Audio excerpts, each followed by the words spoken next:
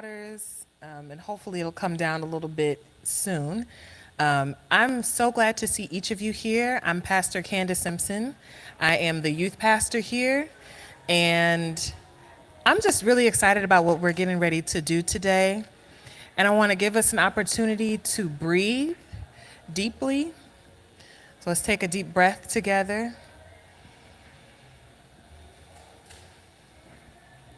You have already traveled through so much to be here this afternoon, and that sacrifice, that effort is so appreciated.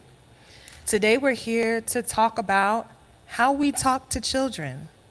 And I just want to affirm each person that's in this space for all the work that you have done up until now and all that will go forward as we are thinking about advocacy for and with our children. So let's give ourselves a big hand.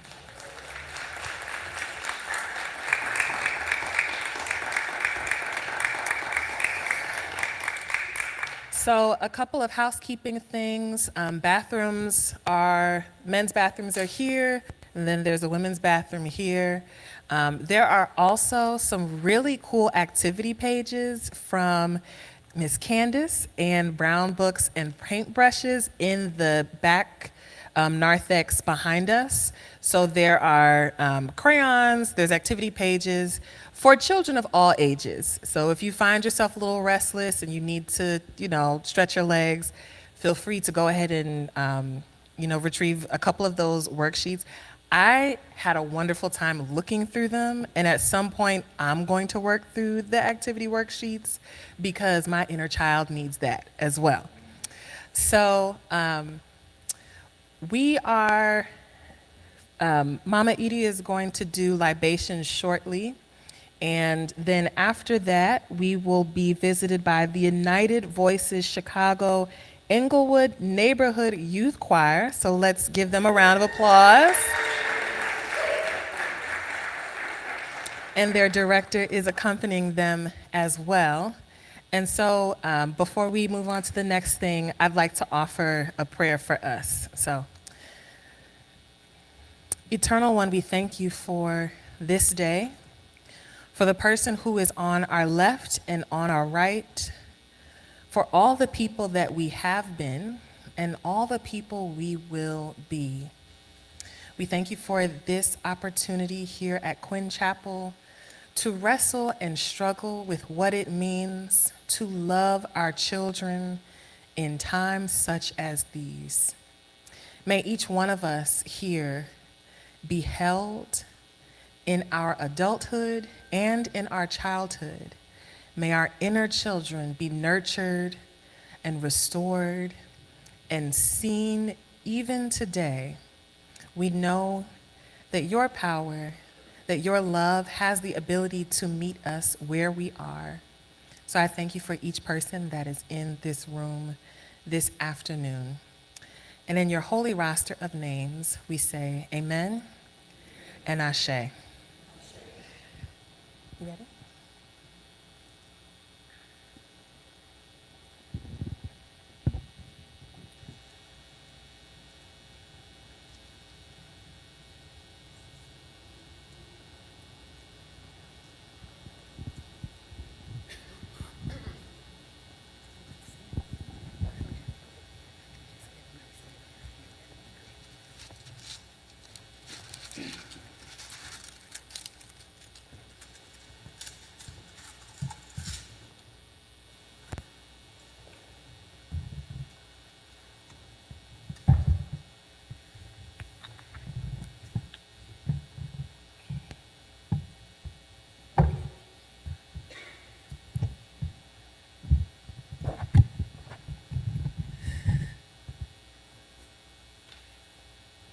Good afternoon. I am Mama Edie, and I'm here first of all, as a member of the Midwest Underground Railroad Program Project Network, Midwest Underground Railroad Network, and have been with them for a few years. I'm also a professional storyteller, and I'm a speech and language pathologist. So now you know that the way we talk to our children has got to be important to me. And so I feel like I'm in the right place. Y'all think I'm in the right place? I think I'm in the right place. And one of the first things we want to do is to pour libation. And as most of you are aware, libation is simply another word for refreshment. So if somebody comes over to your house, and then you might say, would you care for a little libation? Now, for some people, libation means a little bit of something stronger than water, but it's refreshment. And so when we pour libation, we're acknowledging the Creator, known by many names, and we're calling on the names of our ancestors. What's an ancestor? Say again? Say one more time. Now, you got those strong voices now. Come on, tell me. Mary McLeod Bethune is an example of an ancestor. Let's give her a clap. So our ancestors are people who have gone on before us, right? All right, so we're going to honor them now. And we should, shouldn't we? Ashe. So if you hear me say Ashe, then you just please respond Ashe as well, which is basically like saying amen or show you right. You know, or you might say Yebo. You'll hear the children are going to be singing a South African song. And Yebo is a term from the Zulu people, and that means show you right. Okay. But first we're going to Nigeria with this song, Ishe Oluwa, Kole Baje O, Ishe Oluwa, Kole Baje O, Kole Baje O, Kole Baje O, Kole Baje O, Kole Baje O, Ishe Oluwa, Kole Baje O, Ishe Oluwa, Kole Baje O. And in the Yoruba language of the Yoruba people of Nigeria, West Africa, Ishe Oluwa means what God has created can never be destroyed. Ashe? And so we turn now to our libation ceremony, and we give thanks to the Creator Most High, known by so many names around the world, that same entity that created life and breath and gave us family and friends and all the things you like to eat and some of the things that your mama tells you not to eat, to that entity that taught the first people how to live with the earth and live with the animals and to live with each other, to that Creator who has blessed us with everything we need, if we would just be wise enough, if we would just be kind enough, if we would just be humane enough to know how to share it. Ashe? Ashe. To that Creator, we ask Him for a libation. Please respond. Ashe. Ashe.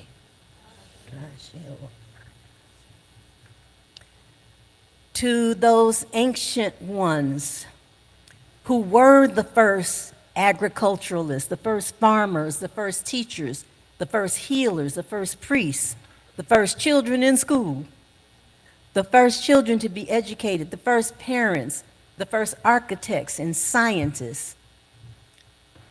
To all of these ancient ones who established the first civilizations with the understanding that what we need to communicate to our children and to each other is that which will lift us up, is that which will educate us and inspire us, that will give us the information that we need to use in our everyday lives, who understood that unless this happens, this is not education.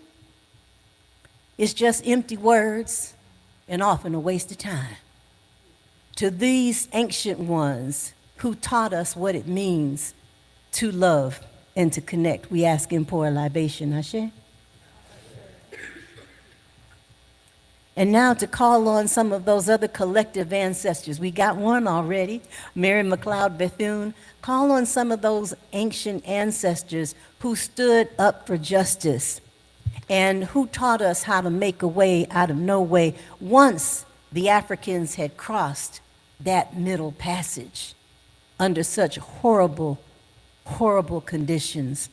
Speak the names of some of those people whose shoulders we stand on, whose names we still remember. Just say them right out loud. Ashe, Ashe, Ashe, Ashe, Ashe, Ashe, Prince Fanon, Ashe, Ashe, Ashe. There are so many, and some of them, many of them rest on our hearts, and many of those names we'll never know. But they know through this celebration, through this ritual, that we are welcoming them too to be with us here today. That we are recognizing that theirs are the shoulders upon which we stand. And we ask them to give us the strength to grow and develop so that we can have shoulders worthy of someone else standing upon. Ashe? And now I ask you to mention the names of your own personal family members, your big mamas and papas and Boo Bear and whoever else you have in your family, the names of your grandparents, sometimes maybe even your children, or people who have been dear in your life. Please speak their names right out loud. Christine and Jack McLeod, and Maxim McLeod, John, Daniel McLeod, Diane McLeod, Brother Charlotte Adams, Edith Wilson, Ashe, Ashe, Ashe, Ashe, Ashe, Ashe. And to all of these, and to those whose names we have not spoken, we ask and pour libation. Ashe. And last but not least, we honor the spirits of those yet unborn, those children lying in wait, waiting to come into the world. We ask that we be guided, that we be blessed to know what it is that we need to do in this life while we're here, so that once they come through, that their life won't be quite so hard, that they'll have a sense of direction, that they won't be so distracted by so many of the things of the world that not only distract us, but even addict us to the point where we don't even recognize what's important or which way we need to go anymore. And I want to give thanks for the young people who are here today, because they represent the spirits of those who were yet unborn when we said this libation ceremony several years ago, and they've come through and they're carrying on. Ashe, Ashe, let's give them another hand. Ashe. And may we all continue to look for ways to love each other in a way that says that we want what's best for each other to be able to manifest our greatest destiny. I think that's a good way to look at loving somebody. Ashe, Ashe, it is done. Thank you.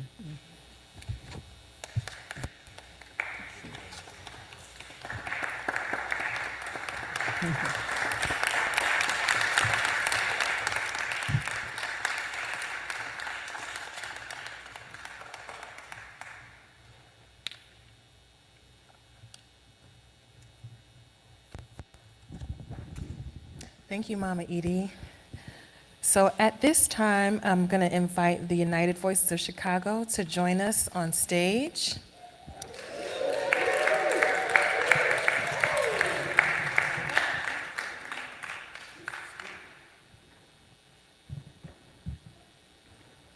And as they're getting in place, I do want to offer a challenge. It's a challenge by choice, so you don't have to do it if you're not ready. But before you leave here this evening, your challenge is to meet someone you did not know before. So if you're someone like me and you're nervous about meeting people, you can just blame it on me and say, Pastor Candace told me I needed to meet someone.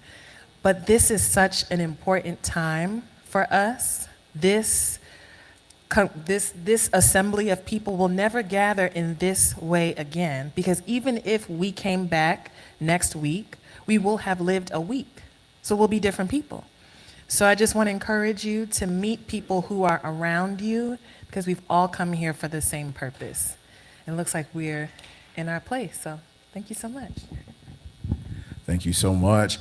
Hello, everybody. My name is Lonnie Norwood. I'm the director of this wonderful ensemble, the Inglewood Neighborhood Choir. We bring you greetings on behalf of our organization, Uniting Voices Chicago. We have been serving the Inglewood neighborhood and Greater Chicago for about 14 years with this particular branch, and I've been there for everyone. I'm very excited to bring with these young people some songs of freedom today for you to enjoy, for you to contemplate on with your young ones. So thankful again to be here at Quinn Chapel, to Pastor Candace who was just here, and to our brother Obari. Thank you for the invitation to be here. We have 3 songs. The first one is from South Africa called Kuyabongwa, and this song means gratitude. We're going to follow that up with 2 songs called Glory. This was by our Chicago Legends Connection, Common, and Rhyme Fest, as well with John Legend. And then we're going to finish with another freedom song called Something Inside So Strong by Labi Siffre. Hope that you enjoy.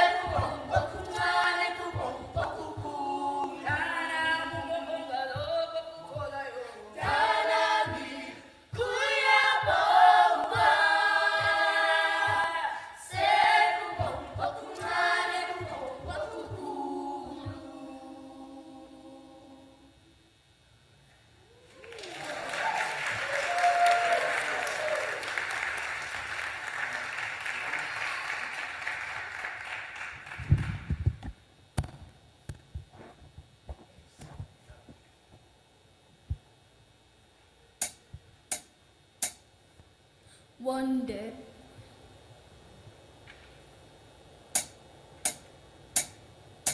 when the glory comes, it will be ours, it will be ours. Oh, one day, when the war is won, we will be sure, we will be sure. Oh,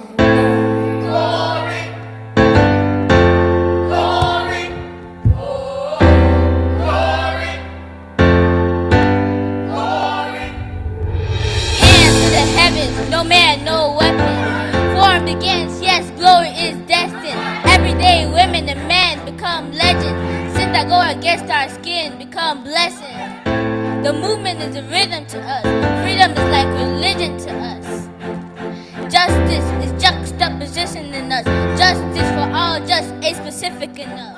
When Satan died, his spirit is revisiting us. True and living in us. Resistance is us. This why I rose and sat on the bus. This why we walk through Ferguson with our hands up. When it go down, we woman and man up. They say stay down, and we stand up. Shots we on the ground, the camera pans up. King pointed to the mountaintop, and we ran up.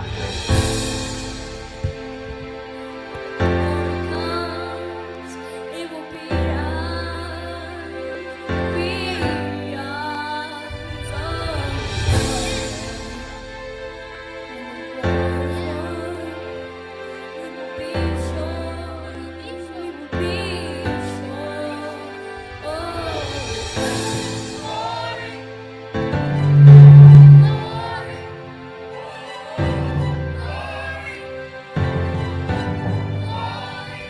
Now the war is not over, victory isn't won, and we'll fight on to the finish. And then when it's all done, we'll cry glory, oh glory, ooh, oh glory. Now the war is not over, victory isn't won, and we'll fight on to the finish. And then when it's all done, we'll cry glory,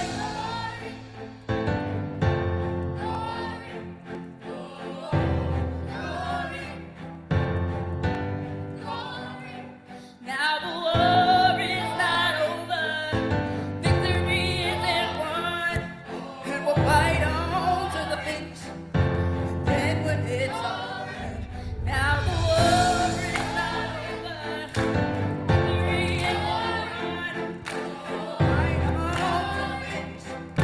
And then when it's all done, now the war is not over, victory isn't won, and we'll fight on to the finish. And then when it's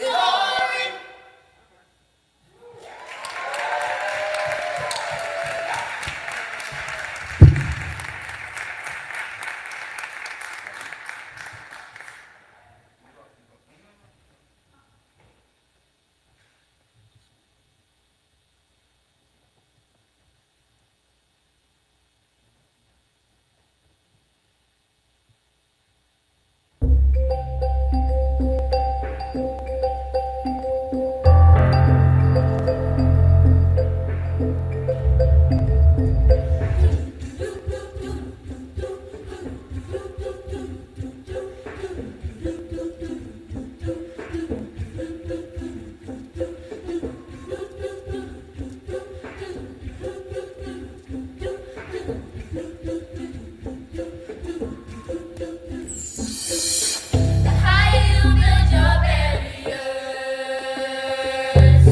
the taller I become. The further you take my rights away, the faster I will run. You can't deny me, you can't decide to turn your face away. Inside so strong, I know that I can make it. For you do me wrong so wrong, and my pride was wrong. Something inside so strong,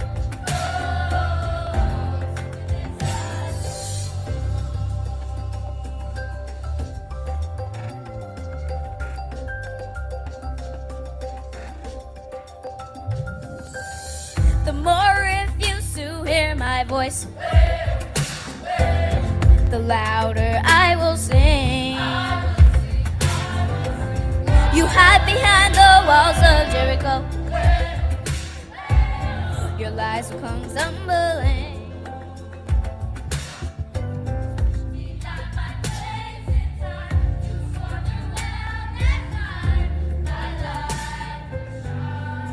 So brightly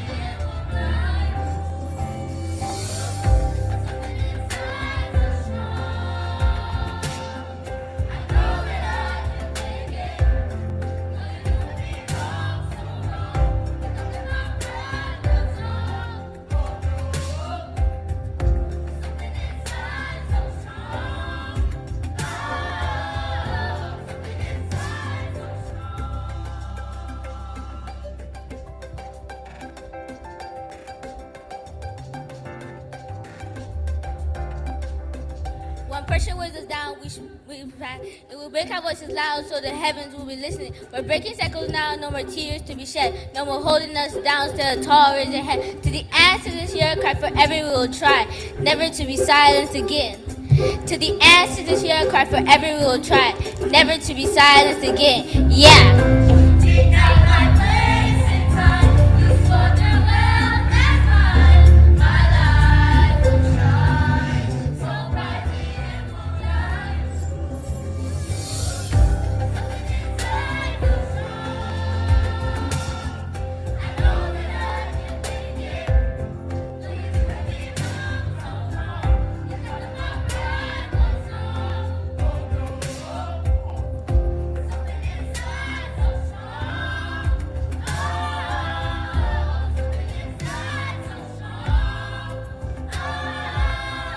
something inside so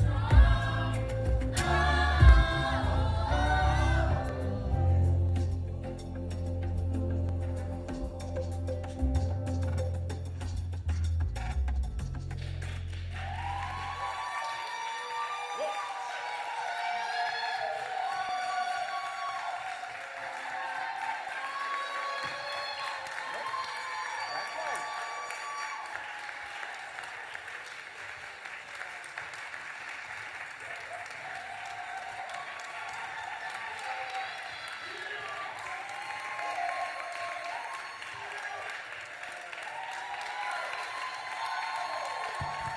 Keep it going for the Inglewood Neighborhood Choir. Thank y'all so much. Wow. That was amazing.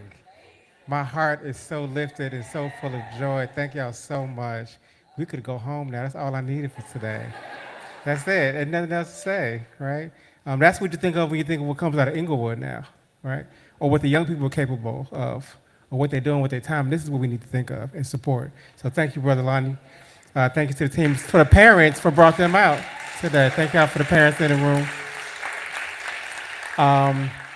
We are not going to hold these children hostage for long. We know they saw the toys downstairs and playing activity and stories. So we're going to have a brief conversation led by a wonderful, amazing, brilliant educator, Candace Washington, followed up with a panel of some other brilliant, amazing educators and advocates and counselors. We're going to go real quick so that we can, so I want y'all to know who's in the room so that when we go downstairs, we can talk to them more. So we're just going to introduce these folks to you, and then while the children are playing, we're all going to talk together about these topics, these conversations, but we're not going to make the kids listen to it. You know, we're going to talk amongst ourselves while they play. So Candace Washington can come up. She is the founder, CEO of Brown Books and Paintbrushes. She's one of the most brilliant educators on the planet, and she's going to just get us going. She's going to get us started, just why this conversation is important, and to help us think through how to create environments that our children are safe enough to explore some really difficult topics. So without further ado, the wonderful, magnificent Queen Mother, Candace Washington. Brian and I are partners, so he got to say that. Yeah. Dang, I got to follow up behind y'all. How could we not be protecting them? Like, come on now, like, seriously. I want to thank everybody for being here. Again, I'm going to be really brief. Like Pastor Candace said, we did create these wonderful activity sheets that say so much about the historical references to this church and the wonderful, wonderful things. I got to remember to do that. Thank you, Mama Edie. Thank God for the answer, for the elders. Some wonderful activity sheets that tell a lot about the historical references of this church. And I'm going to ask actually my team to bring some in for our children and for our families. They're right on the back. So you all will be able to have a chance to get those, but not too many. Pastor Candace said we got to save some, so not too many. Really brief. I'm really excited to spend a little time together. I don't know if y'all know about these fancy features with Canva now, but my phone is my cursor, so I'm going to use this. I'm not actually on my phone playing games, children. Really excited to be spending a little time together and thinking about how we talk to children about these hard topics, and really how we create environments where children feel safe enough to ask questions and make sense of this world. I was listening to Ernest. I follow your is it Substack? Is that what we calling it? And I was on that call, and you was talking to him. You said it got to be much more than just a passage that we read. I don't know where Ernest go. He left. But anyway, a passage that we read, it got to be so much more. So I'm also going to talk about some framing and some guidance around how we set our children up to have these conversations. I want to start by saying that families are the experts. You know your child the best. That is still true. Could be better like this. Okay. Now, nothing that I'm sharing is going to replace that. This is about support. Okay. I also want to name that it is not about guilt or doing things perfectly. I know sometimes that happens. You learn something new and it kind of sits with you. Oh, I should have did that, and you kind of feel it. So, just really feeling where your anxiety is holding you at.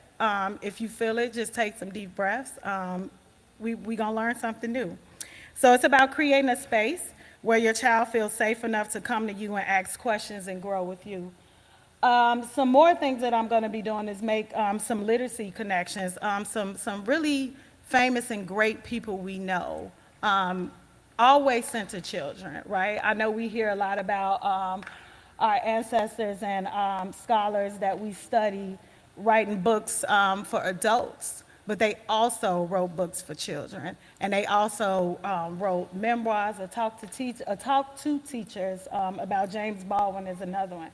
That is his nephew he is holding. He also made a book called Little Man, not about him, but about a child growing up in Harlem. And that is out. It's for sale. You can get access to that. We just got access to this book, but he did. He wrote a children's book, and it is in all African American vernacular. So the ain'ts and the thises and the that's that is there. So if you guys want to do that, so just some grounding. So you know your child best. This isn't about perfection. This is not about guilt. It's about support. I don't know if you guys noticed that baby right there, but that is Bell Hooks. I want you to, right in this moment, we'll talk a little bit more about that, but I want you to think about your own childhood for a moment. What didn't feel safe to talk about? Some things that really didn't feel safe to talk about. And you guys can say it out loud, you can think about it, but some things that you did not feel safe to talk about. And for my children that's in the room, some things right now you don't feel safe to talk about. So for some of us, you know, maybe it didn't feel safe to talk about like big feelings like anger or sadness when you felt sad. And guess what, y'all? I got a QR code and everybody is gonna get these slides. But please feel free to take pictures, okay? So big feelings, anger or sad, and what that may look like today or even then. You got hurt, your feelings got hurt at school. I know with me, I was always dark, I was always small, so I was dealing with a lot of colorism. The way that my family dealt with that was to go up to the school and fight them or say ignore them, but nobody ever really talked to me about that. I didn't know what colorism was until I got older. Asking why too many times. Just a couple of days ago, my auntie, what you making for dinner? Chicken? Why? We need protein. What's protein? Why? You know, and it was just why? And I can remember growing up, you didn't ask why too many times, right? Because that's what we eating, and if you don't eat it, you just gonna go to bed hungry, you know? Things happening in the family, so all of those family secrets that don't get talked about and buried, we couldn't talk about that. Money or stress, definitely not race or unfairness. Don't do that, just ignore them, you know? And then things we saw in the world that didn't make sense. So what are children seeing now that they kind of don't understand, right? Children are being used as pawns, war. Mostly when you look at TV, you're seeing children carried across the screen in body bags. And every child here, I guarantee you, no matter what, if you don't have your TV on, they have access to this information. They are hearing about it somewhere, okay? And again, this isn't about blame. It's about noticing what felt normal for us that doesn't always feel the same for our children, okay? And keep going. Okay, so when we really think about it, most of us want the same things, right? What we want for our children to feel safe. We want them to trust us. We want them to feel free to ask questions. So when a child asks something hard, what they're really asking is it safe to talk about? I want us to remember this. Children are always collaborating safety, right? Is it, and a good example for this is, have you ever picked your child up for school and you get a bad report and they say, well, he don't act like that at home. Or it's the opposite, right? He listen, he do this for you at home. Child are most free when they doing what they want to do. That's where they feel the safest at, right? And they feel kind of opposite. You can't control them. No, they feel safe with you to be who they are, right? So that's a good example of that. Keep going. So those are some things that we all feel that we have in common, right? We want our children to feel safe. We want them to trust us, and we want them to be able to feel free to ask questions. Keep going. So I'm going to frame us up a little bit. So in early childhood education, there's something called the circle of security. So we talk about the circle of security of this idea that children need a secure base before they can go out and explore the world. So imagine a circle, right? And you got your hands on the circle. At the top of the circle, children you are helping them support their exploration. So they going out, they with their friends. What y'all going to see? What kind of movie is this? They moving about in the world and you are delighting with them and you are being with them. But they also need you at the bottom of that circle as well. They got bad grades, they don't feel well, and sometimes we have the tendency to respond in a way, oh, you okay, you hurt yourself, get up, you all right, you doing that.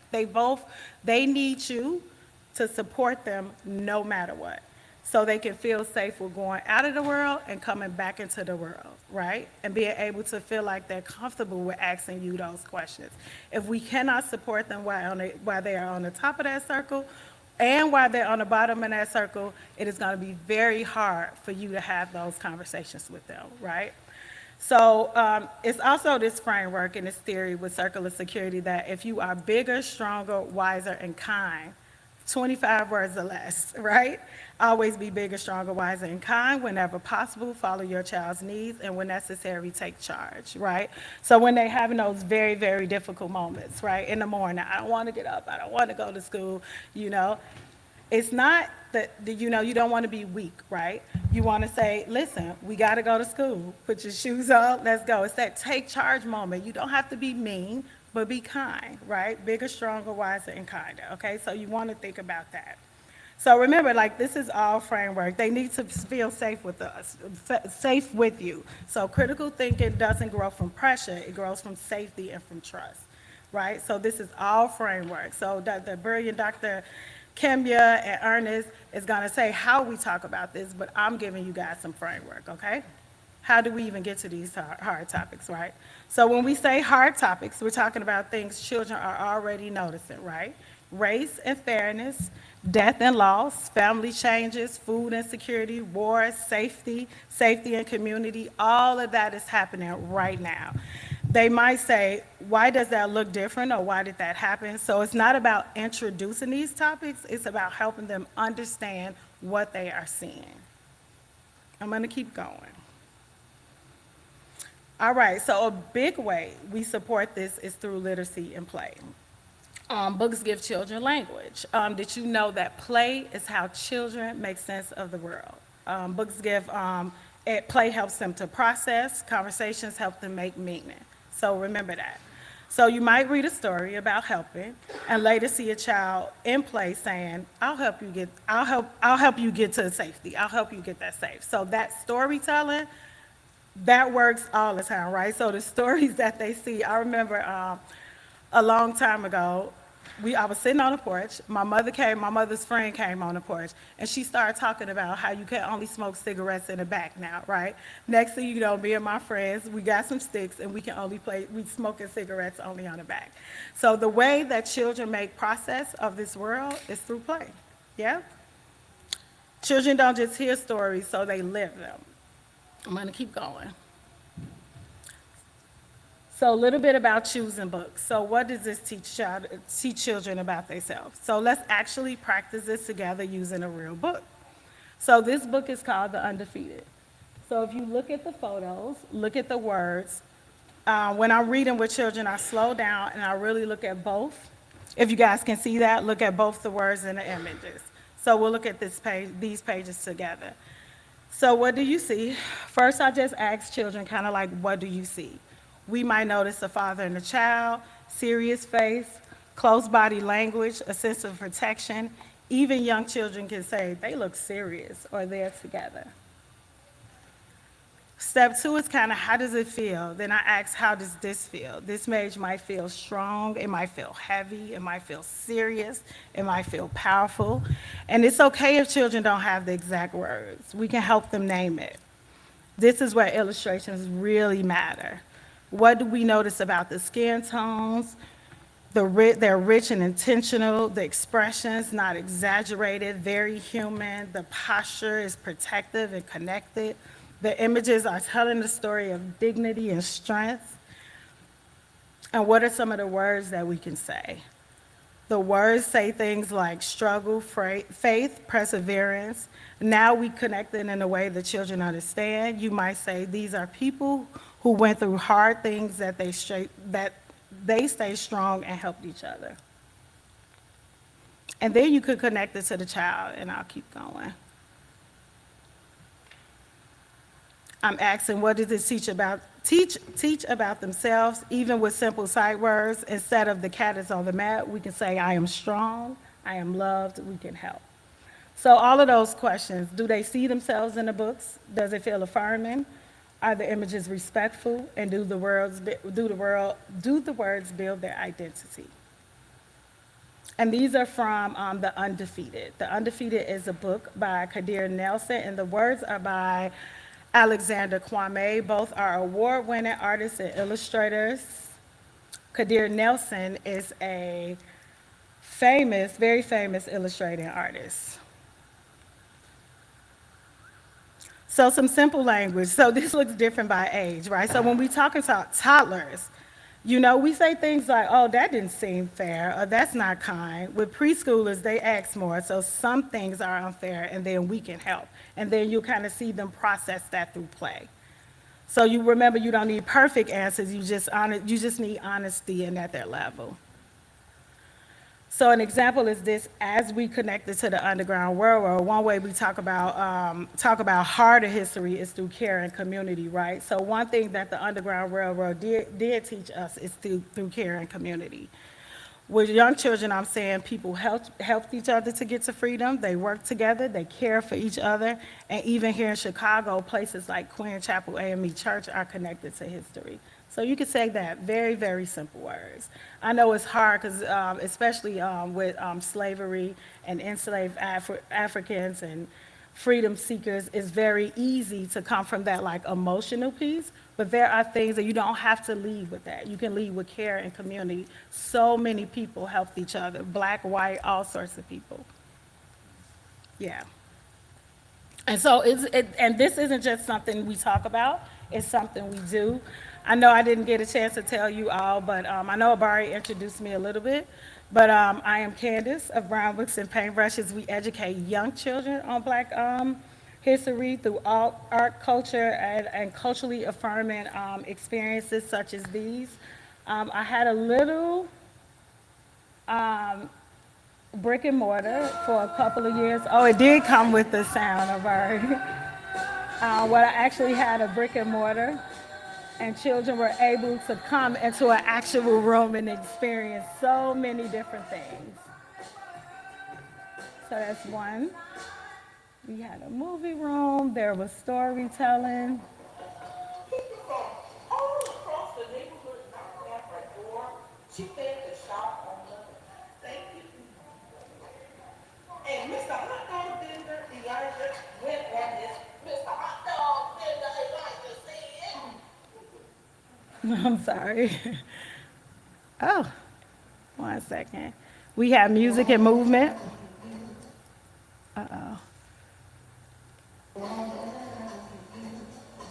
So we have real artists to come in and sing with children and be with children and play real instruments.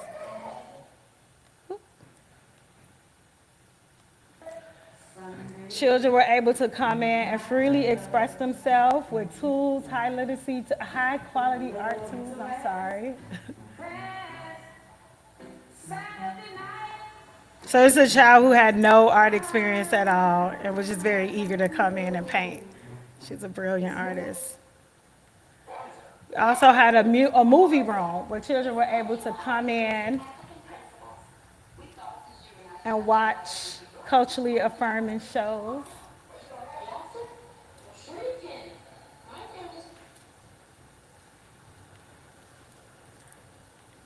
And that was quick. That was my 15 minutes. Thank you all so much. And so another thing that we want to do, after we get to talk to the Dr. Kimya and Ernest, is downstairs, you'll see that experience kind of come to life. How do you make these actions come to work through play? So we'll be downstairs, okay? Thank you all so much. Thank you, Candace. Y'all get to go experience her brilliance downstairs in a moment. First, let's get the panel to come up. Just to say a few more words about your perspectives on this conversation. Brother Ernest Krim III, amazing educator, social media personality, got several books, some of them are downstairs. I personally use his videos in juvenile detention centers. He's able to take really complicated stuff and make it very simple so that I can use it for children. So thank you, Ernest Krim, for being here. Dr. Kimya Barden, a counselor, social worker, professor. She's going to be our parent expert. And I'm actually going to have a surprise guest. This is going to be a surprise to her, too. Can Dr. Mama Asantawa come up with us, too? She did our keynote at our last event, and it was so good. She was so amazing. But she also, in addition to being a historian and professor, has a homeschooling collective.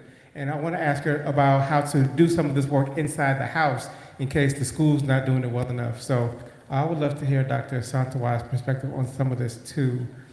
And I have a question for Pastor Candace. I'm going to ask it from there. You can stay there, but I have a question for you. I'm actually going to give it to you now so you can think about it before we finish. Now that we're in the church and I think about the hard questions that our children ask us, I would love from a faith perspective for you to help us think through what if a child comes to us and asks, in the midst of all this tragedy, slavery, war, where was God in the story? How do you help a child make sense of the fact that we're saying there's a benevolent, powerful God, yet terrible things have happened, right? So I would give you that to ponder for a second, and then we'll come back to you with that. But before we get there, let's talk with our panelists for a moment, and then we will let us all go back downstairs and engage in the storytelling, in the play, and the activities. But first, let's just talk for a little bit more. Let's start in the way I in the introductions. Brother Ernest, you recently did a podcast about how do we talk about slavery. And I've seen, I understand the motivation for adults. We want our children to never forget. We want them to understand the sacrifices that our ancestors made. We want them to maybe even feel the tragedy and trauma. I've seen classroom exercises where they put nooses on kids. I've seen them do reenactments where they're having to embody the experience of slavery. Some of it feels really, really uncomfortable to watch. Instead of how do we do both? How do we help our children remember sacrifices of things like slavery, of really sort of traumatic things that have happened without re-traumatizing them along the way? What's some strategies that you have found? Well, first off, thanks for having me, brother. Thank you, Candace, for that amazing demonstration and presentation as well. And it's an honor to be with you all, too. I think that we have to first keep in mind that our kids, just like you said, are very curious, right? I have 4 kids, and one of my kids, well, 2, they're 3 and 6, and then I got the 10 and 12, right? So this is different. Yeah. They're going through different things. My 6-year-old, who just turned 6, she asked me so many thought-provoking questions that I started keeping a note section because she reminds me of me. Yeah. You know, she's asking things, and I remember being that child, and I remember my mom was patient with me. And it's annoying sometimes Because I think we get annoyed when we don't know. That's right. You know, Right. like she'll ask me something like, "Why do birds fly, Daddy?" I'm like, "'Cause they fly." You're like, I don't know. That's how God made it, right? But like that grows as they get older. And I want us to understand, as someone who taught in the public school system for 12 years, that I would say more than half, the vast majority of the educators coming across your children have not been trained in how to appropriately have these conversations. And I know this because I went through that system. For one, when I was in the class, I was one of 1% of all black men in the education system in schools, right? Now that's inflated in Chicago, but it's still low. It's still abysmal. So think about what that is, as especially our kids. Like, we are, as black folks, brown folks, we are in every space now. We are all over the place, every county. So I want us all to assume and know and take the position that we are teachers. You don't have to be certified. Whether you want to take that mantle or not, you are your child's first teacher, right? True. So it's the whole home environment. So whether we propping that kid in front of the device or TV, they're learning by how you handle things and what you do. And that's something I learned from my mom being an educator within CPS for 40 years, and then my dad, who did not go to college, but I learned so much through him, more so on the cultural piece, him teaching me about our history and things like that, you know, about the music we listened to, and him quizzing us on that, and the way that he handled conflict and his demeanor. Our kids are looking at how you act and how you deal with difficulty. So what I always tell folks is we have to be proactive with it, because we don't want our kids to then get it from somebody outside of our culture, or somebody who does not have our best interests in mind first, who doesn't know how to handle it first, because then they're going to use our kids as an example. I talk to kids across the country, and I'm asking them, how many of y'all have had that teacher single you out when they start talking about slavery? And these kids in 2026 still like this, right? Yeah. Like, you talking about, so in 1619, the first Africans were enslaved, and they just doing this, looking at your child, right? So my standpoint on this whole thing is, let's remember that William Steele, the father of the Underground Railroad, who was born free, was helping his family free black people at 8 years old, okay? So he couldn't wait until it was what we deem as appropriate. They put him in that position because they gained freedom, and then that led to him helping free upwards of 1,000 other black folks on the Underground Railroad. So we can have these age-appropriate conversations. My philosophy is we have to make sure we are centering our experience, though. I can never talk to my kids, whether it's in the classroom or my own kids, about any problem we encountered without then talking about people who fought for the solution, right? That's like giving your child a math problem and then walking away. You ain't even walked them through the steps to go through it, the formula. We are the solution, so we center in that experience. Yeah, we did this, but you know Harriet, you know William Steele, you know Robert Smalls, you know Sojourner Truth, right? And then beyond that, as I land my plane on this first part, because you know I can keep going and going on this. When I do my Black History Book Club online, the whole first semester, we don't even talk about slavery. Unless somebody asks a question. My curriculum that first semester is we reading and talking about African history. We're going to talk about what Africa looks like today, then we're going to go to Imhotep, then we're going to go to West Africa. I want them to be so inundated with what Africa is that by the time we get to slavery, they realize, oh, something was wrong with them. Because that's not us. When we talk about, if we just say when the first Africans were taken here for the purpose of enslavement in 1502, and then if we were to end that, let's say with the last landmark civil rights legislation in 1968, we talking 466 years, right? How long have we been on this planet? So are we going to reduce ourselves to that 466 years, or the 4,000, 40,000? You know what I'm saying? So that's how I take this whole approach. And I want our kids to always know we are beyond that, which means that everything we were before this is what we use to persevere through that and right now. Love it. Beautiful, beautiful, beautiful. Give him a hand. That's good. Dr. Kimya, I'm going to come to you as the parent expert. You also a professor. You're teaching at Northeastern right now? So you deal with really sophisticated stuff in the classroom, but I also know, I have my two boys in the room, 10 and 13, they are exposed to really complicated stuff already. They're watching it, they're in the feeds, and so they have to make sense of a lot of really difficult things.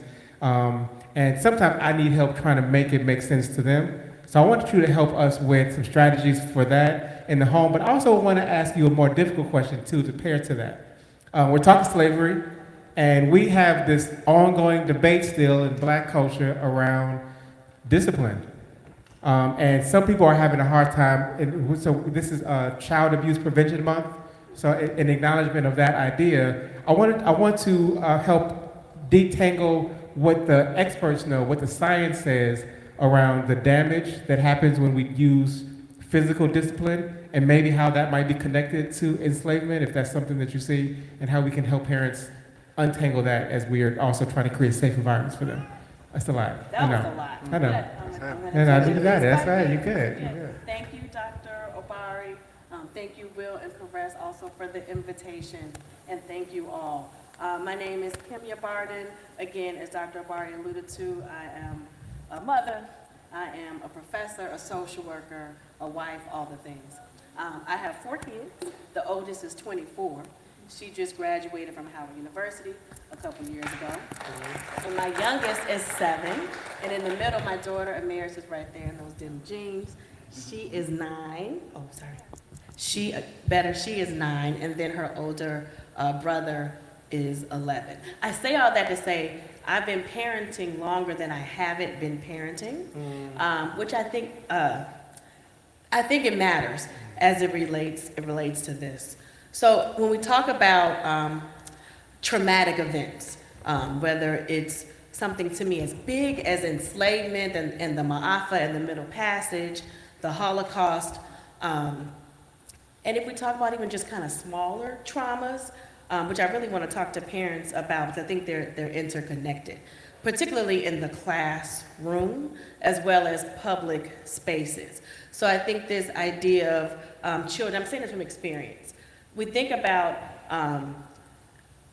Black children, Latino children, children who just might be marginalized from accessing resources, or not, honestly, marginalized from accessing resources. Oftentimes, just being Black or being Black and female, which I had experience with my older daughter, just can inform and shape how they experience, to me, what I'm calling these kind of micro traumas, particularly in school. And as parents, many of you all are here with your children, I think thinking about this idea of just listening to your kids is important as they interact with perhaps teachers, I see heads nodding, maybe even peers who they're not going to use the language, I was traumatized, I had anxiety, I was sweating, I lashed out. Those are symptoms clinically, but that's maybe what we observe as parents. That may be what teachers, a good teacher, will observe in terms of how children are connecting within the school system or not. So my oldest daughter, again, I told you she was 24. She went to quote unquote the better schools in Chicago, had a great experience. But every now and then, I consider myself kind of a free parent. You know, I was a young parent then with her, an old parent, they call me a geriatric parent now with the younger one. But I always thought of myself as someone who listened to my children. Hey, how you doing? How was your day? What's going on? And since I'm clinically trained as a social worker, I observe their behaviors, even with all that, right? Even now, like years later, she'll say, Mommy, Teacher X did Y to me. I said, what? What? But I was there. I dropped you off every day. We were in the car. I was on the school bus in the 80s or in the CTA. I made sure I transport all the things that we think are supposed to shield and prevent these kind of, I'm again calling kind of micro traumas, particularly the school system. So I just want to leave you all, I'm going to answer the second part too, with a few tips. The first thing is, even if you only have parents, grandparents, caregivers, 30 minutes where you can just talk to your children, but more importantly, just listen to them. And when they say, man, I had a bad day, right? And we don't like, in our culture, we don't like, you know, my mom said, don't get flipped with me, right? That's not cool. But really, it's information. So children who are flippant, who are deemed indignant, who are crossing their arms, there's messaging behind that. And sometimes they didn't have a great day, and they don't have the language to get at that. So I think just listening to your children is key. I think another thing is, should you all, and I'm sure you do, or else you probably wouldn't even be here, once you have identified maybe with a semblance of what's going on, I urge you to connect with the teacher. And I do it, again, I'm a social worker trained in kind of the social worky, strength-based sandwich. But I urge you, and some folks say, well, Dr. Kim, I don't want to do that. I want to, quote unquote, keep it real. You're keeping it real. But I want to urge you, if you are comfortable, to always have a paper trail. Always have a paper trail. So my youngest son, he's busy, brilliant black boy, right? Busy, brilliant black boy. But for educators, he's deemed a problem sometimes. And so I know that, right? So I always go in, even at the beginning of my husband, hey, how you doing? Austin, you know, he's busy, but he's a lovable, he's a joy, he's bright, all the things that we shouldn't have to do. But I just do it because I send the teacher, I let the teachers know, we're here, first of all. Right. We're present. So whatever happens, you are part of my village. I am entrusting my children to you. So I do that in the beginning, and with Austin in particular, there was a challenge going on. So my husband and I, we had to craft the language, which was, you know, thanking the teacher for supporting our child, highlighting what our child said or what we observed, and then finishing it with, let's come together to come in solutions. So again, if you are having troubles, parents, grandparents, caregivers, that's one way to deal with it. Another way is if you have time, if you don't have time, you gotta make the time.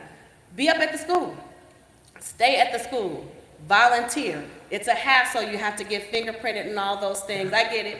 But if you can, stay at the school, even if it's just lingering beforehand. Teachers have to know you. They have to know these are gifts. Our children are gifts. And so your presence really does matter. I know we're all busy working 1, 2, and 3 jobs, but your presence really does matter. And then the third thing, oh my goodness, said listen to your children, be present. Oh, that's where I brought this book. The third thing, this kind of links sort of kind of to it. I think black children, particularly I think our generation, Dr. Obari, who kind of grew up either in the movement or quasi in the movement, we definitely want to tell our whole stories, particularly as it relates to the continent of Africa. We have to. But you also have a story that's closer to you. And that is the story perhaps of your Great Migration story, the story of your grandparent, your great-grandparent, right? The folks really who you know, who raised you. And so my daughter, Amaris, who is sitting there, she engaged in an oral history that we documented with my mother, her grandmother, just asking 3 questions. Amaris, do you remember one of the questions? No, she doesn't remember one of the questions. But essentially, where did you grow up, right? We're from Arkansas. Where did you grow up? Where did you live? And a third question. But it was huge, and it was important, and I think it helps to solidify, particularly the African-American presence here, right? Which is an important presence, right? The fact that we're here, we're still standing from enslavement, the Middle Passage. Jim, for all of these things that folks are gonna know, I want you all to know that, particularly as Black Americans, you know, we have a rich history, right? And think about your grandparents, your parents, et cetera. Then the fourth thing, and I'm talking a lot, then the fourth thing is, me and my husband, we do this thing, right? Where we, whenever we travel, whether it's in these United States or in Chicago, wherever, if it's just, we're South Siders, if we go to the South Loop, if we go to the West Side, if we go to the suburbs, if we go elsewhere. Wherever we go, my children, they say, Mom, I'm tired of all this history stuff now, but they'll appreciate it when they get older. Wherever we go, we do something fun for the kids, we do something with great food for my husband, and then we do something historic essentially it was for me, initially for me, but really it's for everybody. So last week or 2 weeks ago, we went to Tulsa, and we saw help me out, Black Wall Street. Thank you, we saw Black Wall Street. And so, did you enjoy that, Amaris? Yeah, she enjoyed it, she nodded her head. Initially, she didn't want to do it, but for parents, if you can, when you travel, even if it's just locally, right? The Obama Library is coming. We still have to do Saba Museum. Take the time, particularly for institutions that highlight Black culture, the diaspora and Black American culture. Go, just go. Even if you are like, I don't want to go, just go. Even if you just see one landmark, go. And then in the spirit of literacy, always get a book. So we purchased this book, A Promise Deferred, The Massacre of Black Wall Street. And then, I read it with one of my children, but it's in our home library. But I think this idea of integrating literacy to keep our, really our families alive. Then the last part Come back to the discipline in a second. Okay, sorry. Let me give you a second to breathe. I want to bring in Mama Santiago real quick right here. So, I, as a parent, 2 boys, we've had to struggle with the school choice the whole time. We just got into Jones for the principal discretion, which is really difficult. But I don't even know that I love that, right? So there's no perfect choices for school, and your response to that was to homeschool. Everybody can't do that, but what are some things that everybody can do to create their home environment to be more culturally, holistically supplementing the things that aren't happening in schools, that sometimes can't happen in schools, certainly now with the attack against our memory in schools? What can we do at home? What must we do at home to make sure that we are preparing our children, correctly? Thank you so much, Dr. Obari, and thank you all for this opportunity to share. My name is Dr. Asantewa Pangwadie, and it's so good to be here again. I am a wife of 28 years and a mother between of 28 and 17 this year. So I think in terms of making homes safe, even when our only choice feels like we have to be in the school system and use the school system for education, is one, a print-rich environment. I'm gonna say that again, print-rich, and I'm not saying you have to extend your budget to get books you can't afford. I'm saying if you have to make signs with pen and paper that say, you are beautiful, you are black, you are worthy, that should be all over the house. Yeah, maybe, and thank you so much. So I'm saying if you have to use crayons and construction paper yourself and create those signs, it should be on the refrigerator. And if you have a magnetic, cabinet or stove in the dining room, anywhere, put a little sticker on that. If you can use the walls, now I destroyed the walls in our living room, but there was so much that I wanted to hang up. And I really think they got something right when they said a picture is worth 1,000 words. Great Black art. I couldn't always afford it. I copied things from online and hung them up because they were portals of conversation with every child. And the literature should be there, and that's why I like brown books and paintbrushes, because it allows parents to get the books in the house. I don't think we have to figure out ways to have difficult conversations around slavery. Professional authors have already done that. One of the greatest books that I read to the children when they were young was Nightjohn. The film and the book comes from the perspective of a child, a Black child, about slavery. So she's already saying it in a way that is palatable for children and that they can understand. Addie from the American Doll series, I was so suspicious of that book, but they do a great job because they actually, in that story, have to go on the Underground Railroad, and they do a great job with the language, and they tell it from the perspective of a young girl. The language is already there. All the questions come pouring out. Why? Why did they do this? Why was she treated like that? And you can gently move through that. And they give you some questions and prompts in the book. So print, and images makes every home also a classroom, a place where a child can be curious and learn and get their questions answered. Love it. Thank you so very much. Can Pastor Candace come up to help us with this last question that I asked you around what do we do around the faith question if a children is curious about God's presence in all the trauma? And then I'll let you speak, and then final words from Brother Ernest, Dr. Kimya, around resources that y'all can share with families. And then Candace is going to describe what's going to happen downstairs, and then we can go down there and do that thing. So you gave me a super difficult question. I just need you to know that. Oh my goodness, you put me in the hot seat. So in maybe I do. Thank you. In addition to serving as, step away from that, to serving as a youth pastor, I am a PhD student, PhD candidate now, and my research is in Black Christian responses to Jim Crow. And some of what I'm trying to surface is that we have to turn a critique inward. So often we talk about like how powerful and how important and special Black churches are, and they are. I obviously would not be a pastor and I would not still be in these spaces if I did not see power in them. And we have a lot of internal work to do. And if you don't believe me, you can talk to any Black queer person, any Black woman, any Black trans person, or you can talk to me because, you know, I'm those things. So I think part of what, and I'm speaking from the perspective of Christianity and acknowledging that there are other faith practices that do a little bit better at talking about ancestors, talking about, you know, just cosmic forces of evil, good.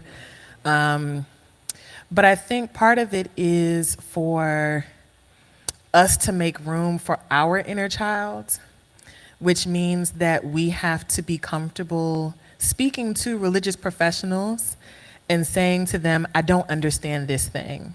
I don't like this thing. I can't understand why a good God would allow war to be havoc, like to be wreaking havoc on much of the globe.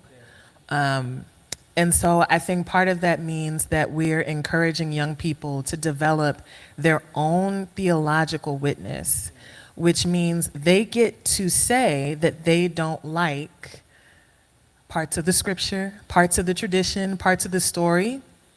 So I'm not going to put this person on the spot, but we did have we have Children's Corner here once a month at Quinn, and it's an interactive, literacy-based, Bible-based experience that we have for young people here. And we were talking about Palm Sunday and Holy Week and Good Friday, and one student said, given that Jesus was beaten brutally on Good Friday, we probably shouldn't call it Good Friday. And, you know, my little Black feminist socialist heart was like, yes! Oh God, yes! Because those are the questions that we need to be wrestling with in safe space. Because those children are gonna have these questions, but they will be disciplined out of being curious about them. And so we talked about, like, well, what would we call that day? And this person said, well, maybe Bad Friday. Like, it was a bad day. I think that also allows our young people to make connections between the suffering that they know in their religious tradition and the suffering that they experience and that they know and they witness with their own self. So I think, you know, we're talking about how to talk to children from various faith perspectives. I am a fan of whatever your religious tradition is, there are critical and curious and courageous and fiery people in every tradition. Every time you say that there is an extremist religion or there is a backwards religion, there are people inside of that religion, inside that faith practice, who are using the most ethical principles of that faith to develop a worldview. It doesn't mean that you have to have a faith identity or practice to necessarily live in, you know, moral and ethical ways, but there are always prophets among us. There are always people who say, this is not the world that I want to live in. So I think making space for children to ruin our lesson plan, because we had to pause on that one. And it was such a good pause. And something that I'm committed to as a youth pastor is I don't want future children that I may bring into this world or the children that I work with, I don't want them to have to unpack as much religious trauma as I and my peers did. So that means well, what did little Candace have questions about? And some of that is related to what we're talking about today. So I know we've said questions a lot. One practical thing that you could do is giving children opportunities to either make voice notes or to draw or to write. Prayer can look like a bunch of different things. It can look like a meditative walk. It can look like a conversation over a meal. But whatever we do with the intention of connecting with each other and some being beyond ourselves, I definitely recommend any kind of space, because it's also building their literacy as well. Like identifying what's my feeling, why do I feel this way? And a lot of our children struggle with like telling stories in sequence. And so this is a perfect opportunity to say, okay, why do you feel that way? What happened first? Then after that, tell me the story as it happened. So. Love it. Difficult question, beautiful answer. Thank you for that. Thank you. Yeah, easy stuff. Easy stuff. Easy stuff. Okay, let's wrap this part up so we can go downstairs with the families who are still here. Let's get Brother Ernest with the final statement, and then Dr. Kimya, you had a second part of the question. If you have something, you want to hold it? Are you good? Okay. This is all being recorded, so we want to make sure this is documented so we can share this as a resource too. So if you have resources or just any final tips, Brother Ernest, you can share that now, and then Dr. Kimya will close us out. The last thing I want to say is make sure y'all following these brilliant sisters up here. True. I think y'all was dropping some gems, some jewels. True. I was taking notes, so I think that's important to just make sure that we all share like where we can be, contacted afterwards. I think for me, I did take some notes. Well, I did write some notes even beforehand. I think that just some of the things I wanted to kind of reiterate is it's important for us to make sure we are changing the narrative that is promulgated throughout society about who we are as people. If you think about, just as an educator, some of the things that I present to people is the fact that we are roughly 13% of the population in this country. It's more, but that's what we have documented. But when we look at data, when we see stories or movies or films, over 60% of the time, we are the ones casted as gangsters, thugs, and these are their own descriptions of these characters, whether these people have names in the films or they're extras. So there's something wrong with the psyche of Hollywood and the casting and directors that do that. So to your point, as you're saying that, I'm thinking about what my mom did for me and what I wanted to do, because we used to have this series in our house that was ironically sponsored by Budweiser. It was called Great Kings and Queens of Africa. Yeah, like I would never forget that, because growing up, it was literally all the great kings and queens. So like I would like go down to our basement and they were they were stapled, they were stapled to the wall, going down to the bar they had in the basement. So I'm not surprised they got it, but when I became a teacher and I had to find the images of the people I wanted to teach about, on certain websites, this was the only depiction they had of certain people. I still remember that to this day. So that is so very important, because then when your kid leaves the house and they see something that counters that narrative or is the antithesis, again, they ain't gonna personalize it. They're gonna say something is wrong with that, right? We have to make sure we build up our esteem for our kids, our racial esteem, so we can have pride. And if you want to get to an educational level, children who are taught to have racial pride in this country, black children, will perform better academically.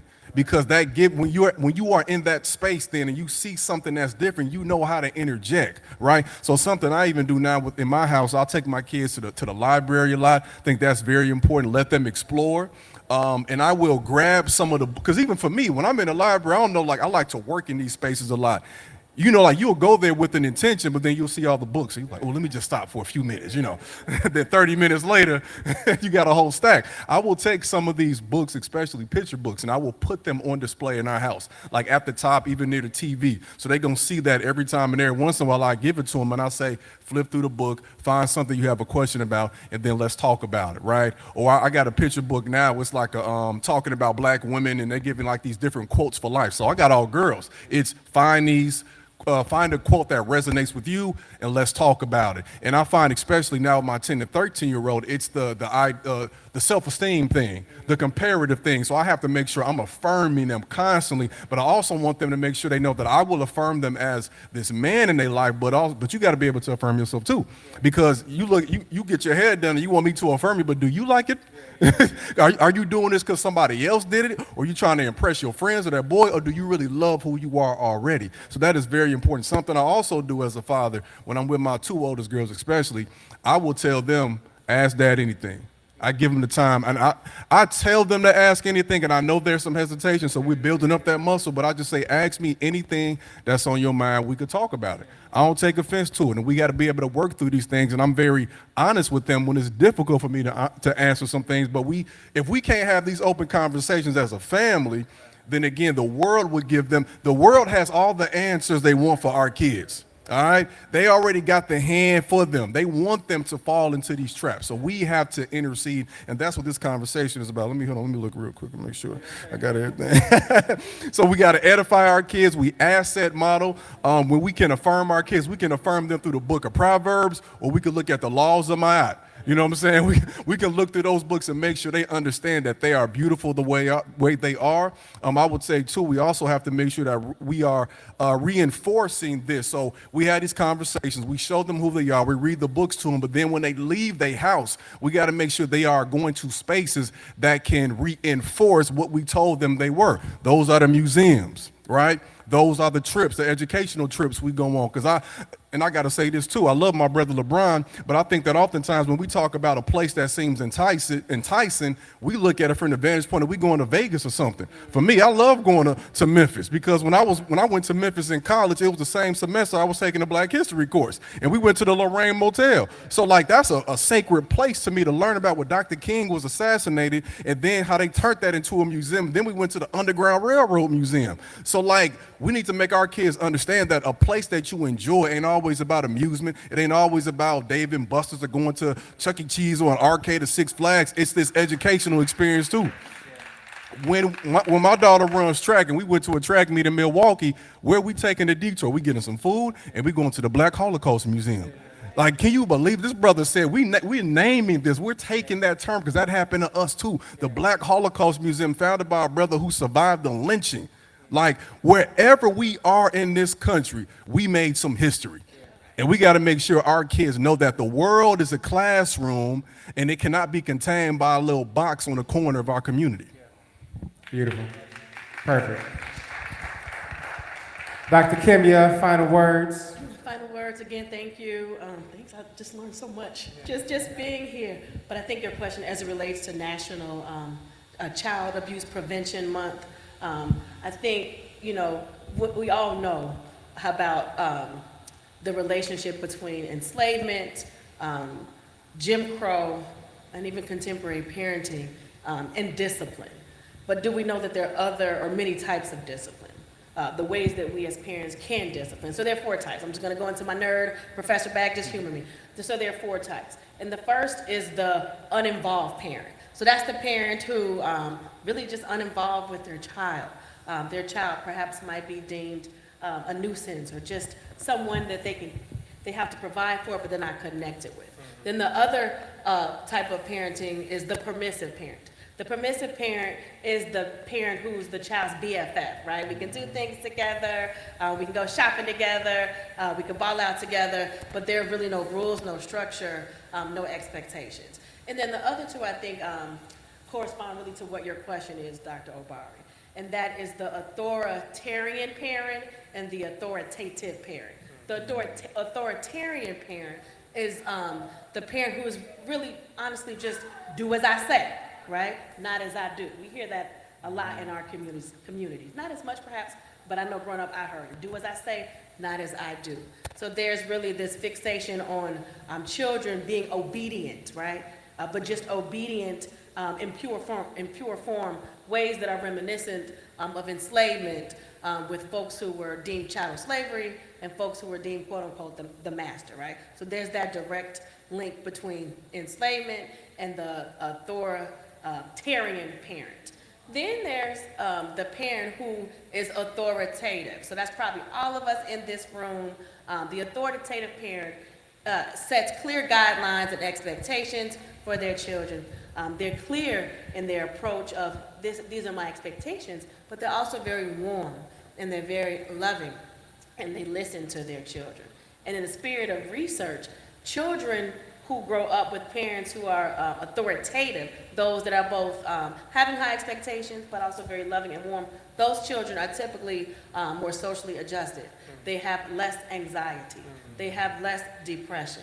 They are more confident, right? So even though, and I know it's hard because in our culture, right, a lot of it has to do with survival. Like, you do what I say because I don't want folks to harm you, right? You do as I say because I don't want, I'm raising girls and boys, but the boys, right? I don't want cops to get you. You do as I say, right? So, and it's not easy. I'm not saying any of this stuff is easy. But the goal as an authoritative parent is really to have that foundation with your children on a relational aspect, and then kind of cultivate that warmth as we raise our kids. Beautiful. Thank you very much. Let's give this panel a wonderful round of applause. They will be available downstairs. We are all going to go downstairs now so we can interact with some of Candace's activities and look at some of the books. Y'all can take books away. There's a table with free books on it, so make sure y'all know which ones are free. Ernest has books for sale, and the Quinn has a library. Those books stay here, but Candace has a collection that are for you to take away with you. But stay, ask them questions. They're here for a resource. We're here till 5-ish. So make sure y'all here. Thank y'all for being here. I think some families already went downstairs, so thank y'all for staying through the end, and we're going to keep talking downstairs more.